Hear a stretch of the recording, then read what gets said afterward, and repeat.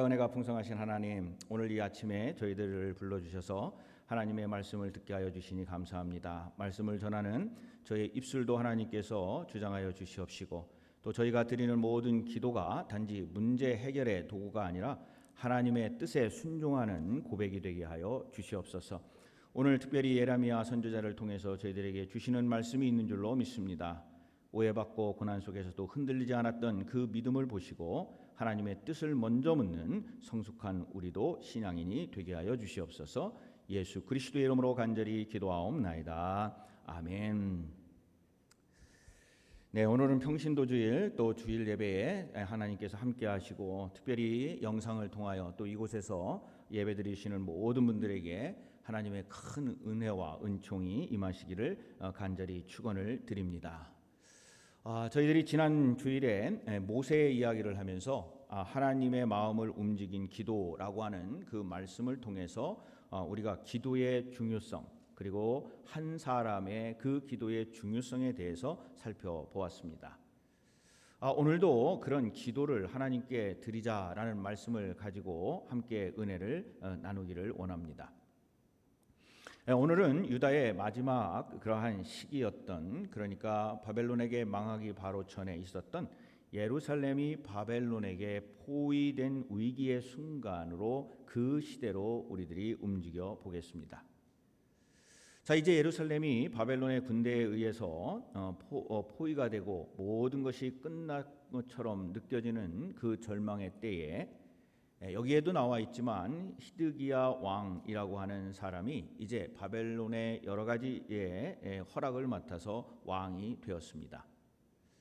그러면서 이 사람이 이 왕이 당시에 어려움을 겪고 있을 때 그 당시에 예언자이고 선지자였던 예레미야에게 이제 사람을 보내서 기도해 줄 것을 부탁을 합니다. 자, 그것이 이제 오늘 간단한 배경인데 3절에 뭐라고 부탁을 하냐면 예레미야에게 이렇게 부탁을 하라고 합니다.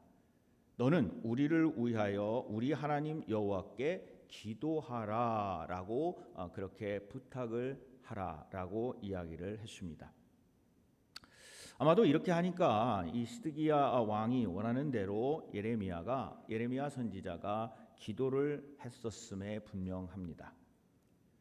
근데 오늘 전체적인 이 본문을 쭉 읽어보면은 하나님께서는 히드기야 왕이 원하는 대로 응답하거나 대답은 하지 않았다라고 하는 것을 우리가 알 수가 있습니다. 자, 그렇게 그것도 선지자 예레미야에게 기도를 부탁해서 기도를 했는데 왜 하나님께서는 이 히드기야 왕의 기도를 받지 않으시고 또 대답도 아니하셨을까? 왜 그랬을까? 먼저 이 제 나름대로 결론을 보면은 히드기야의 그 기도 요청은 하나님을 주인이 아닌 도우미 정도로 여겼기 때문에 하나님께서는 그의 기도를 듣지 않고 그리고 반응도 하지 않으셨다라고 그렇게 결론을 내게 됐습니다. 어쩌면 이 말은 굉장히 신앙적으로 히드기야 왕이 당시의 선지자였던 그 예레미야에게 제사장과 그 사람들을 보내서 기도해 달라고 요청을 해서 굉장히 무엇인가 신앙적으로 들리지만은 그 속에는 진정성도 그리고 순종도 없었다 하는 겁니다. 이 왕의 기도의 요청은 하나님께 묻는 기도가 아니라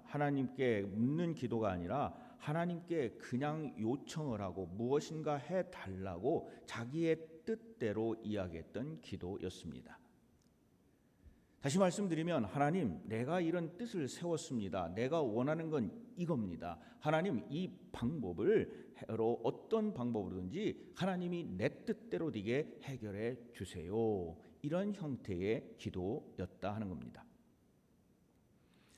사실 우리도 일이 잘 풀리거나 아니면은 뭔가가 잘 될 때 기도하는 것보다 우리들의 어떠한 삶의 위기, 건강의 위기, 뭔가가 우리들 앞에 위기를 만났을 때 더 기도를 하게 됩니다. 거기에는 건강의 문제가 있을 수도 있고 자녀의 문제가 있을 수도 있고 또 재정의 문제가 있을 수도 있고 어떠한 사람 간의 관계의 문제가 있을 수도 있고 또 교회가 겪고 있는 어려움에 관한 그러한 것을 하나님 앞에 부르짖습니다. 하나님 제발 이번만 도와주세요. 하나님 도와주세요. 물론 그러한 기도는 우리가 해야 됩니다. 근데 문제는 뭐냐? 그러한 기도가 절실해서 기도를 했고 그 기도의 제목이 다 해결됐음에도 불구하고 그러한 하나님으로부터 받았던 그 은혜 그리고 하나님이 그 어려울 때 함께 하셨던 그 순간을 아주 쉽게 잊어버리는 경우가 많이 있다 하는 겁니다. 자, 하나님을 찾는 것도 결국 나를 위한 것이는 것을 그들이 이제 깨닫게 되는 겁니다. 기도라고 하는 것은 어떤 위기를 피하기 위한 수단이 아닙니다.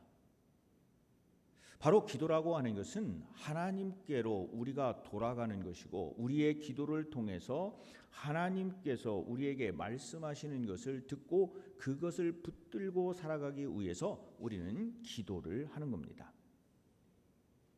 근데 오늘 본문을 보니까 이 시드기야가 위기의 순간에 하나님께 요청하고 기도를 해달라고 했지만은 하나님께 전적으로 순종하지 아니하고 하나님의 뜻을 관철하게 하는, 즉 자기의 뜻을 하나님의 뜻으로 만들어서 관철하게 하는 도우미 정도로 하나님께 기도를 그렇게 여겼다 하는 겁니다.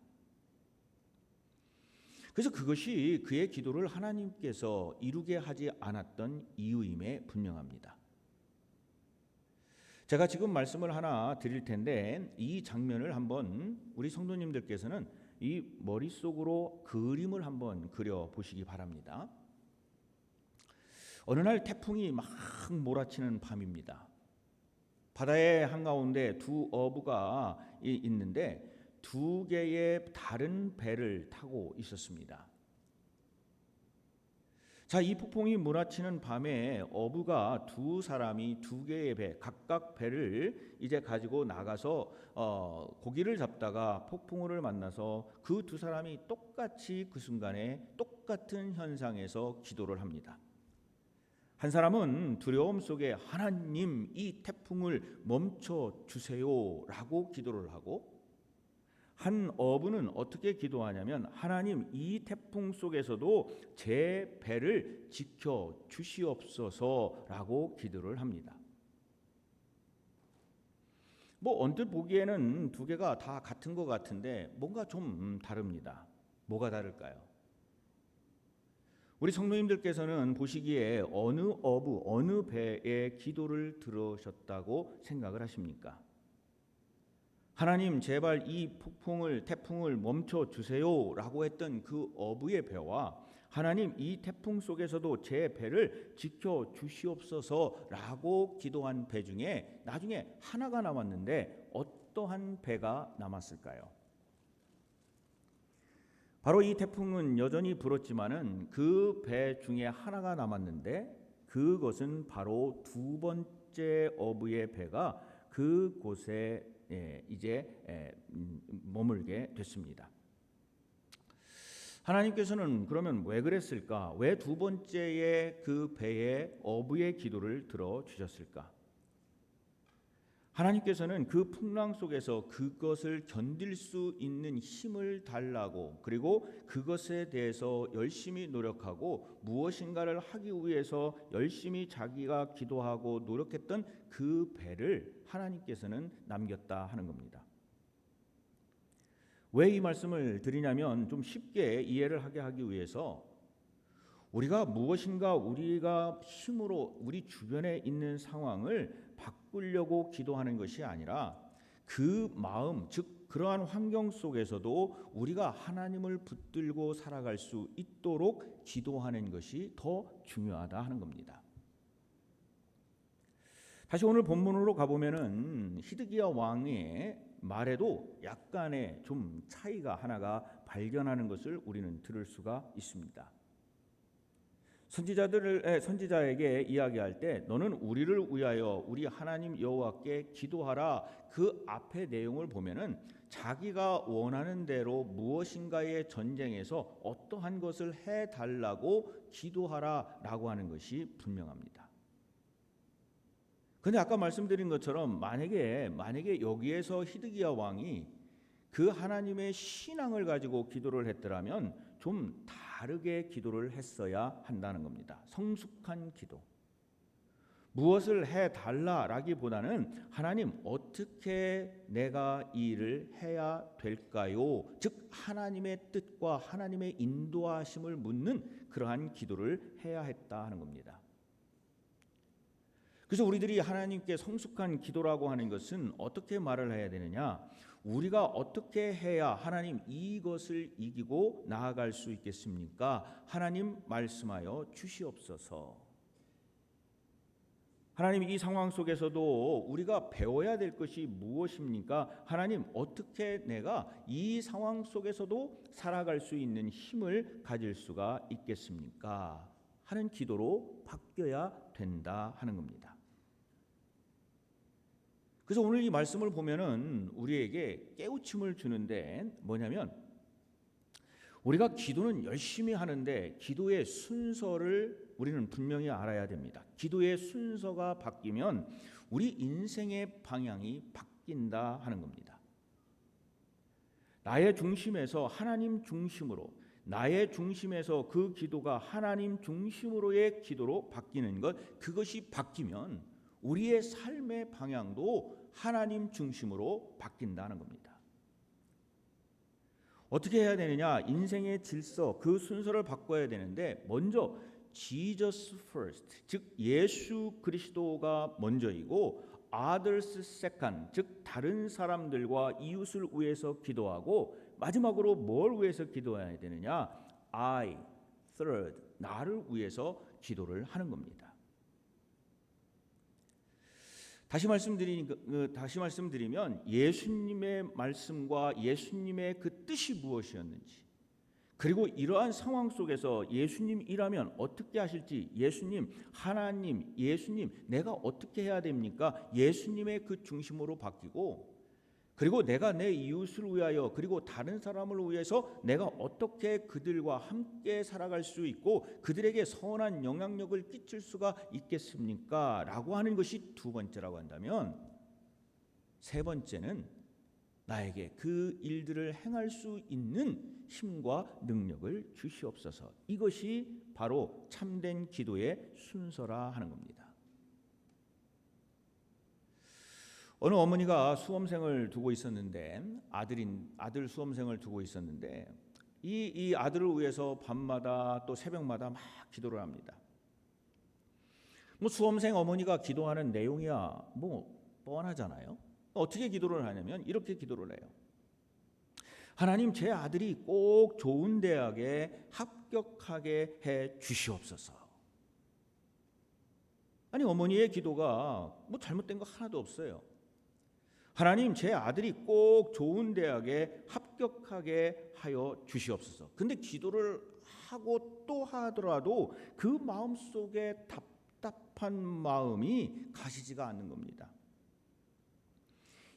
여러 날을 기도했는데 기도에 대해서 어떤 응답도 깨달음도 이 기도를 하면서도 느끼지를 못하는 거예요. 그래서 어느 날 기도를 하면서 눈물로 기도하는데, 하나님, 내가 기도를 하는데 왜 이렇게 내 마음이 아직도 답답하고 하나님의 말씀이 들리지 않습니까? 그 순간에 무엇인가 하나님이 말씀하시는 것이 들렸는데 이렇게 말씀하는 걸 들었다는 거예요. 네가 아들의 인생을 이끌 것이냐 아니면 내가 이끌 것이냐, 너는 지금 무엇을 기도하고 있느냐라고 하는 음성이 들린 겁니다. 이 어머니가 기도하던 중에 아니 이게 무슨 얘기일까? 아니, 하나님께서 네가 아들의 인생을 이끌 것이냐 내가 이끌 것이냐라고 질문을 하셨는데 도대체 뭘 이야기하라고 하는 것인가 도대체 알 수가 없는데, 그 순간에 무엇인가 깨달음이 왔고, 그리고 아하 그러면서 그 기도를 바꾸기를 시작을 했습니다. 자, 아까는 뭐라고 기도를 했느냐? 하나님, 제 아들이 꼭 좋은 대학에 합격하게 해 주시옵소서라고 기도를 했는데, 이제 뭐라고 기도하냐면, 하나님, 우리 아들이 하나님의 사람으로 자라게 해 주시옵소서. 그 일을 위해 성적이 필요하다면, 그 일을 위해 내 아들이 좋은 대학에 가는 것이 필요하다면 하나님 그렇게 해 주시옵소서라고 하는 기도로 바뀌었다는 겁니다. 기도의 순서가 바뀌었습니다. 그래서 이 기도를 하고 그리고 또 계속 기도를 하니까 이 어머니의 마음이 그렇게 편할 수가 없어요. 그래서 결국 그 아들은 좋은 대학에 갔고 신앙 안에서 복된 길을 걸었다 하는 겁니다. 하나님께 맡기고 하나님이 원하시는, 하나님이 쓰시고자 한다면은 하나님께서 이 쓰시고자 할 때에 거기에 능력 주시고 거기에 하나님이 합당한 것을 주시는 것은 당연하므로 하나님이 원하시는 것이 무엇입니까? 여러분, 우리가 교회를 위해서도 기도할 때 마찬가지예요. 그렇지 않습니까? 하나님께서 50년 전에 이 땅에 이 교회를 세우셨고 어려움과 그리고 많은 것을 경험하고 지금 살아가지만, 그러나 하나님께 우리가 기도해야 될 것은 딱 하나뿐이에요. 하나님이 세우신 이 교회에 하나님께서 원하시는 바가 분명히 있고 하나님께서 이 교회를 통하여 이루고자 하는 일이 분명히 있사오니, 하나님, 우리를 하나님이 원하시는 도구로 사용하여 주시옵소서. 지난주에도 말씀드렸지만 우리가 뭔가를 끌고 나가려고 그러고 우리의 인생을 우리가 계획해서 뭔가를 하려고 물론 열심히 노력하고 계획하고 그리고 해야 되겠지만 그것을 위해서 맡기고 기도하는 건 뭐냐? 하나님의 뜻이 이루어지게 하여 주시옵소서. 하나님이 원하시는 것이 도대체 무엇인지 하나님 그 뜻을 우리가 도구로 사용되어 그 뜻을 이루기를 원합니다. 근데 오늘 여기에 읽었던 이 왕은 하나님의 뜻은 순간적으로 생각하지도 않았어요. 아무것도 생각하지 않았어요. 그리고 뭔가 뜻이 있으시면은 그것이 언젠가는 이루어진다라고 하는 것을 분명히 알아야 되는데, 이 히드기야 왕은 애굽의 도움을 요청하고 잠시 바벨론의 포위가 풀리고 그는 안심하면서 야, 이제는 괜찮겠지 하면서 이제 계속 자기의 생각을 계속 이야기를 합니다. 하지만 하나님께서는 아니다, 너의 기도가 그런 기도로서 내가 들어줄 수 없다라고 하면서 예레미야에게 뭐라고 말씀을 하시냐면 7절 후반부와 8절에 이렇게 이야기를 합니다. 바로의 군대는 자기 땅에서 애굽으로 돌아가겠고 갈대아인들은 다시 와서 이 성을 쳐서 빼앗아 불사르리라. 갈대아인은 바벨론을 이야기하는 거예요. 그러니까 바벨론에 의해서 이 유다가 망할 것이다 라고 하는 것을 이야기를 해줍니다. 잠시 그가 원하는 뜻을 이루는 줄 알고 그리고 그것에 대해서 생각을 하지만 아직 이루어진 것도 아니고 하나님의 뜻이 거기에 내린 것도 아님에도 불구하고 이 왕은 그것이 이루어진 줄 알고 그리고 그것에 대해서 예레미야에게 빨리 좀 물어봐라. 여러분, 우리도요 빨리 원하는 것 너무나 좋아요. 근데 하나님께서는 우리의 인생을 보고 우리의 신앙생활을 보면은 어떠한 것을 이루시기 위해서 직선으로 무엇인가를 말씀하시기보다도 뭔가 곡선적으로 길 그러한 속에서 우리가 배우고 익히고 그리고 성장할 수 있도록 우리에게 시간적으로 좀 딜레이. 아니, 하나님 지금 지난주에 말씀드렸잖아요. 인스턴트 시대에 살고 있는 우리들은 아이고 하나님 지금 빨리 하나님이 한국 분이신가? 왜 빨리빨리 거기에다가 빨리빨리.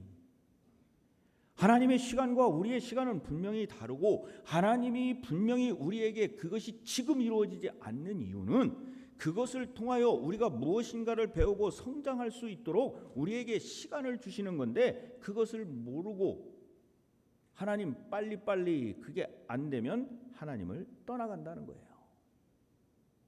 그러니까 오늘 말씀은요, 보면은 기다리라는 거예요. 어느 한 청년이 있었습니다. 이 청년은요, 신앙생활을 열심히 하다가 자기가 기도하고 또 성경을 읽는 중에 자기가 목회자로 부름을 받은 것, 즉 소명을 받은 것을 절실하게 깨닫게 됐어요. 아, 이것이 내가 살아갈 길이구나. 내가 앞으로 이제 목회자로서 내가 이 길을, 하나님 그 길을 내가 가게 되었구나. 너무 기쁜 거예요. 그래서 신학교에 시험을 봐서 이제 수업을 들어가야 되는데, 아니 수업료가 비싸가지고 이거를 돈을 내고 들을 수 있는 형편이 안 됐습니다. 그래서 이 청년은 신학교에 합격을 해놓고 등록을 못하면서 하나님께 기도를 하는 거예요. 하나님, 제발 좀 독지가가 나타나서 나에게 좀 수업료를 줘서 이 길을 열어주세요. 그래서 제가 목회할 수 있게 하나님 좀 도와주세요. 하나님이 부르셨잖아요. 아무리 기도를 해도 독지가가 나타나질 않아요. 이게 웬일이에요? 아니, 하나님께 분명히 소명을 받아서 자기가 신학교도 갖고 하나님의 믿음도 막 풍성해가지고 할렐루야 그 길을 가고 있는데 하나님이 내 얘기를 지금 들어주지 않는 거예요. 이 청년의 얘기를 들어주지 않는 거예요.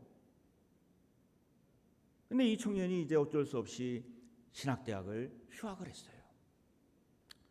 그러면서 몇 년 동안 어느 교회의 선교 단체가 어디로 보내는데 그 선교 단체를 따라다니면서 정말 봉사를 몇 년을 그렇게 하면서 여러 나라를 이제 가게 됐습니다. 근데 그 선교에 혼자만 가는 것이 아니라 평신도 중에서 또 다른 교회 평신도 또 이런 분들이 막 오게 되니까 거기에서 자기의 이야기를 이야기하는 중에 어떤 분이 그 이야기를 듣고 마음에 감동을 받아서 청년, 내가 신학교 졸업할 때까지 당신이 청년이 신학교 졸업할 때까지 수업료를 내주겠네 라고 말씀을 한 거예요. 그러니까 이 청년이 너무나 감사해서 이제 몇 년 후에 다른 자기의 동기들은 다 졸업을 했는데 나중에 이제 신학교에 다시 와가지고 공부를 해가지고 목사 안수를 받게 됐어요.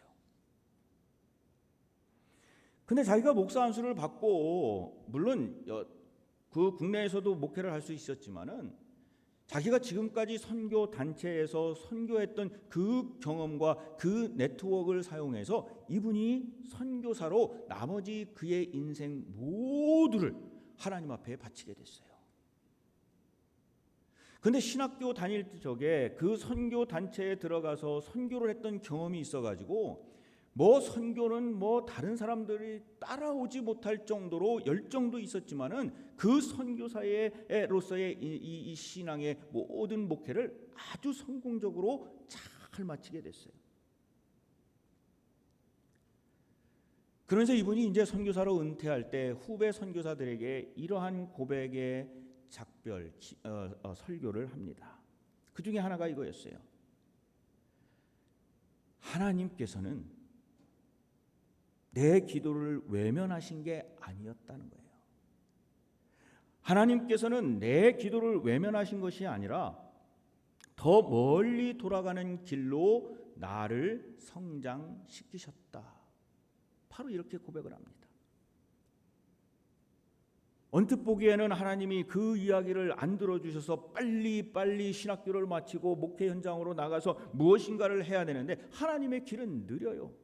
그런데 그 길은 틀린 것이 아니라 하나님께서 곡선으로 보여주시고 결국은 하나님께서 그에게 원하시는 그 정확한 목적지에 데려다 주셨다 하는 겁니다. 여러분, 오늘 읽은 이 선지자 예레미야도요 마찬가지예요. 이 예레미야 선교자는 하나님의 말씀을 그대로 전했어요.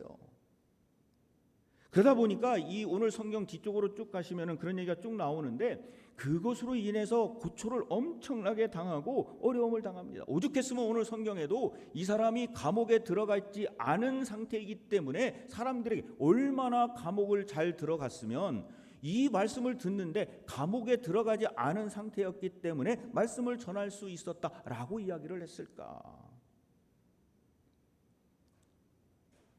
오늘 읽은 뒤쪽으로 읽어보면요, 결국에는 어떻게 되냐면 하나님의 말씀을 정확히 가감없이 전하다가 어떻게 됐느냐, 웅덩이에 갇히게 됩니다. 16절 뒤쪽에 있는데 이렇게 되어 있어요. 예레미야가 뚜껑 씌운 웅덩이에 들어간 지 여러 날 만에, 이렇게 되어 있어요. 이 말은 뭐냐면, 즉 왕의 심기를 건드리게 되고 하나님의 말씀을 전하고, 그리고 그러다 보니까 이 사람이 감옥에 들어가 거기에서 고립된 생활을 하였다는 겁니다. 근데 이 예레미야 선지자는요, 흔들리지도 않아요. 시드기야 왕이 다시 사람을 보냅니다. 여호와께서 받은 말씀이 있느냐? 그 당시에 그거를 또 물어보는 이유는 뭡니까? 왕은 자기가 듣고 싶은 말, 아까 기도를 부탁했던 것처럼 자기가 듣고 싶은 말을 이 선지자한테 사실은 계속 추궁을 하는 거예요.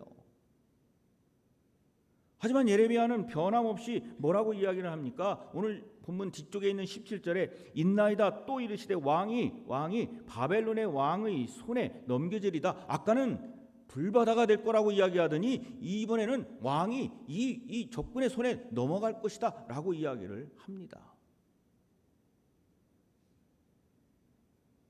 그러나 이 예레미야는 궁극적으로 하나님의 말씀을 전하고, 물론 돌아온 길이었어요. 그냥 어떻게 가보면 쉬운 길도 있는데 계속 돌아갑니다. 왜? 하나님께서 말씀하시는 것을 정확히 전하다 보니까 사람들에게는 자꾸 미움을 받게 되고 오해받게 되고 그러면서 감옥에 들어가는데, 결국엔 어떻게 되느냐?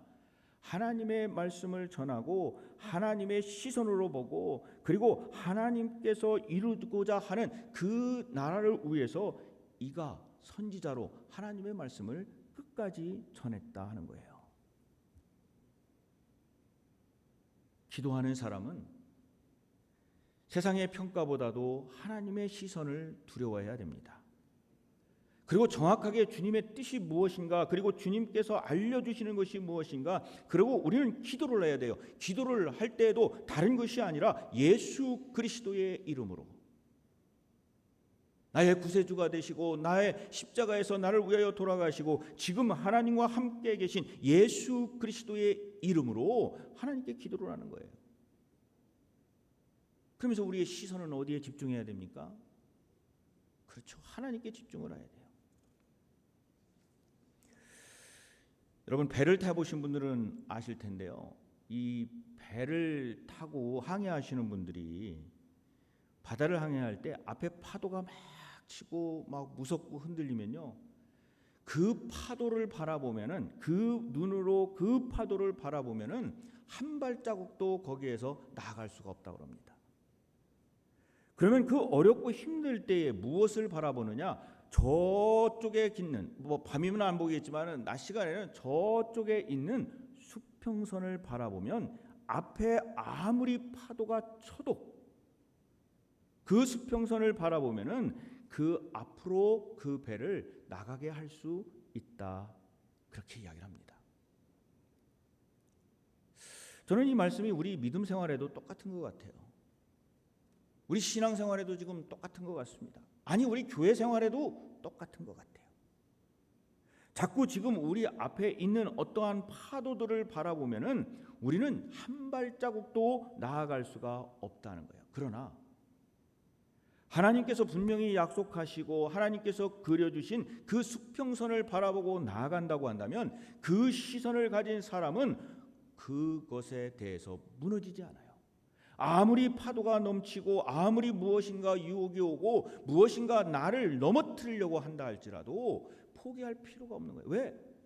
하나님이 보여주신 저 수평선에 고요하고 잔잔하고, 그리고 두려워할 것, 오늘 찬송도 했잖아요. 두려워할 것도 없어요. 무서워할 것도 없어요. 하나님이 나의 산성이 되시고 요새가 되시고 나의 모든 것을 해주시는 그 하나님이 계시기 때문에, 근데 그것은 그 하나님께 시선을 맞춰야 되고, 그리고 하나님이 그려주시는 그 수평선을 봐야 된다는 겁니다. 프랑스 출신의 종교개혁자 그리고 신학자인 칼빈이라는 사람 많이 들어보셨을 텐데, 이분이 이 성경 구절을 주석할 때 이렇게 주석을 했습니다. 예레미야가 예루살렘을 떠나려 한 것은 핍박을 피하기 위해서였다. 그러나 하나님은 그를 붙잡으셨다. 하나님은요, 우리에게 사명을 주셨어요. 우리가 이 교회에서 지금 하나님의 말씀으로 섬기고 나의 형제 자매와 이렇게 신앙생활을 하는 것이 우연이 아니에요. 하나님께서는 분명히 우리에게 사명을 주셨고, 우리는 사명의 자리에서 여기에서 하나님의 말씀, 이곳이 설사 어렵고 힘들고 감옥 같은 곳이고 웅덩이 같은 곳이라 할지라도 하나님께서는 우리에게 주신 사명을 주셨다는 거예요. 그럼 우리는 어떻게 기도해야 됩니까? 우리의 기도는 이거죠. 우리 자신을 하나님의 뜻 안에서 이끌어가는 시간, 그 시간을 찾는 거예요. 그것이 뭐예요? 기도입니다. 사랑하는 우리 성도님들, 우리 성도님들께서는 지금 기도를 어떻게 하고 계실까요? 뭔가 답답하고 막혀있는 그러한 기도를 해도 응답받지 못하는 그런 경험을 하시나요?